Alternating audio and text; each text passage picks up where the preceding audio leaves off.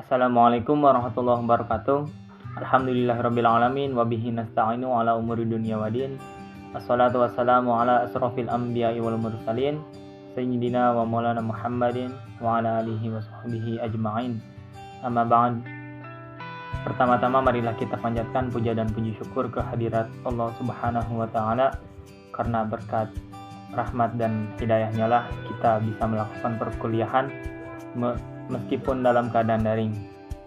Salawat beserta salam semoga tetap tercurah limpah kepada junjungan kita semua, Habibana wa Nabiyana Muhammad sallallahu alaihi wasallam, kepada keluarganya, sahabatnya, juga kepada kita selaku umatnya.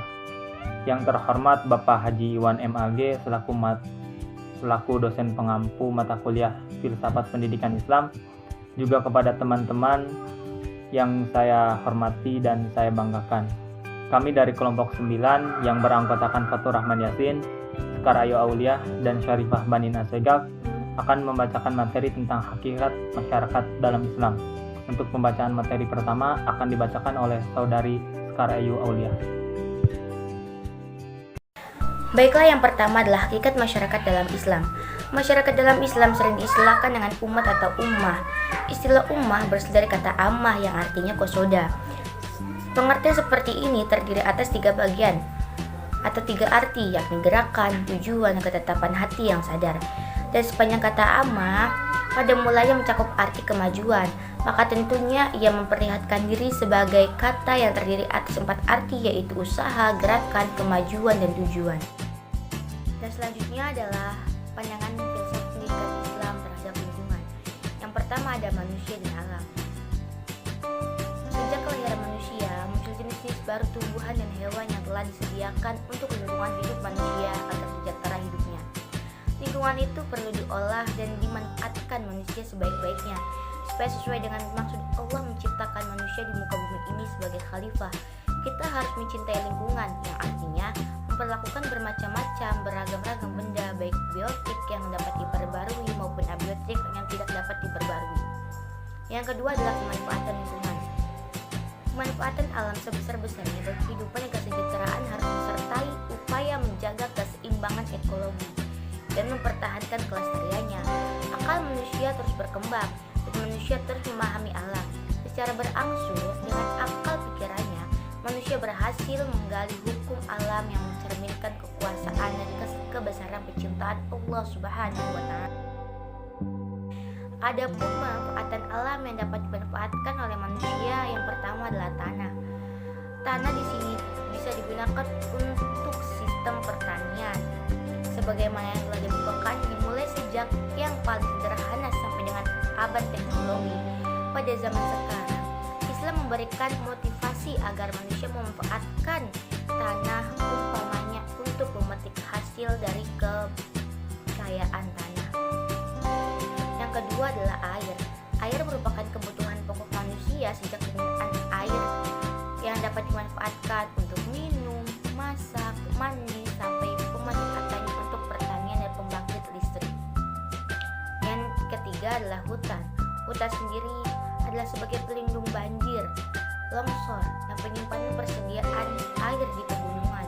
Air tersebut meresap ke dalam tanah di sela-sela rimba, kemudian muncul menjadi mata air yang jernih mengalir melalui kali-kali kecil dan berhimpun menjadi sungai. Pandangan pendidikan Islam terhadap masyarakat. Yang pertama yaitu hakikat masyarakat. Hakikat masyarakat. Menurut bahasa, masyarakat adalah sejumlah manusia dalam arti seluas-luasnya dan terikat oleh suatu kebudayaan yang mereka anggap sama. Sedangkan menurut istilah, masyarakat adalah kelompok-kelompok manusia yang saling terikat oleh sistem-sistem, adat istiadat, ritus-ritus, serta hukum khas dan yang hidup bersama.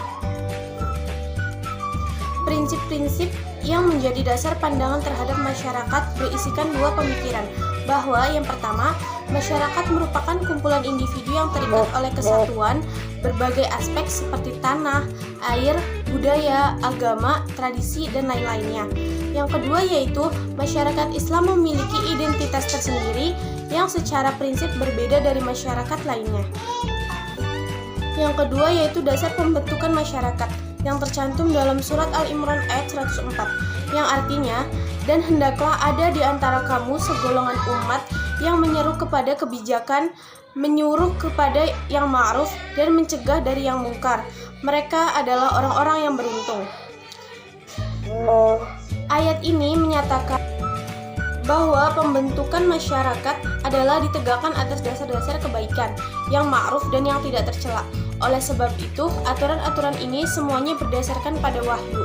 Maka tugas utama masyarakat Islam adalah mengetahui dan menjaga wahyu-wahyu ini.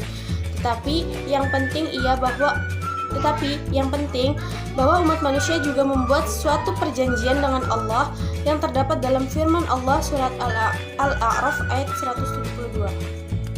Selanjutnya yaitu karakteristik masyarakat Islam. Ciri-ciri utama masyarakat Islam adalah bahwa masyarakat itu bebas dan suci. Bebas menurut Islam sangat luas dan dalam pengertiannya, bebas dari semua yang menghalangi setiap orang. Adapun ciri-ciri masyarakat Islam yaitu yang pertama, masyarakat Islam itu beriman kepada Allah, Nabi dan Rasul, kitab-kitab samawi, hari akhirat, hari kebangkitan, perhitungan, dan balasan. Yang kedua yaitu masyarakat Islam meletakkan Islam pada tempat yang tinggi. Yang ketiga yaitu masyarakat Islam memberikan nilai yang tinggi pada akhlak dan tata susila. Yang terakhir yaitu masyarakat Islam memberi perintah kepada ilmu, sebab ilmu dianggap sebagai cara yang terbaik untuk memantapkan akidah, agama, dan lain sebagainya. 4. Hubungan masyarakat dengan pendidikan Islam. Dalam pandangan mengenai hubungan masyarakat dengan pendidikan Islam, sebagaimana diungkapkan oleh Restu Andrian, yaitu masyarakat dan pendidikan merupakan dua komponen yang tidak dapat dipisahkan satu sama lainnya. Tanpa masyarakat, pendidikan tidak akan berjalan dengan baik karena di dalam pendidikan terdapat unsur masyarakat seperti guru, peserta didik, dan yang lainnya. Begitu sebaliknya, tanpa ada pendidikan, masyarakat akan menjadi bodoh dan tidak mempunyai ilmu pengetahuan. Prinsip-prinsip yang menjadi pandangan Islam terhadap masyarakat. Prinsip pertama, mengakui bahwa masyarakat dalam pengertian yang paling sederhana. Prinsip kedua, meyakini bahwa masyarakat Islam mempunyai sikap dan cirinya tersendiri, membedakan dari masyarakat lain. Prinsip tiga, masyarakat Islam meyakini bahwa asas untuk membina masyarakat ialah akidah kepercayaan bahwa Allah itu Esa, serta meyakini rukun-rukun iman dan rukun-rukun Islam. Prinsip 4, meyakini bahwa setiap yang berhubungan dengan akidah, ibadah, pergaulan antara sesama manusia ialah merupakan teras dalam kehidupan pribadi dan masyarakat. Prinsip kelima, masyarakat Islam meyakini bahwa ilmu yang sebenarnya dan sebaik-baiknya adalah iman dan akhlak untuk mencapai kemajuan, kemakmuran, dan kekuatan masyarakat Islam. Kesimpulannya, pandangan Islam terhadap lingkungan bahwa lingkungan sebenarnya apa yang ada di bumi ini, manusia yang ditugaskan oleh Allah Subhanahu wa Ta'ala sebagai khalifah atau pemimpin di muka bumi. Maka manusia mengemban tugas yang sangat berat, yaitu sebagai pemimpin yang bertugas melestarikan dan menjaga serta mengolah apa saja yang ada di bumi dengan baik, tanpa merusak di atas bumi. Karena dengan mengolah lingkungan, maka manusia dapat memanfaatkan lingkungan untuk kehidupan sehari-hari. Sekian presentasi dari kelompok kami. Kurang lebihnya mohon dimaafkan. Wallahul muwafiq ila aqwamit thoriq. Assalamualaikum warahmatullahi wabarakatuh.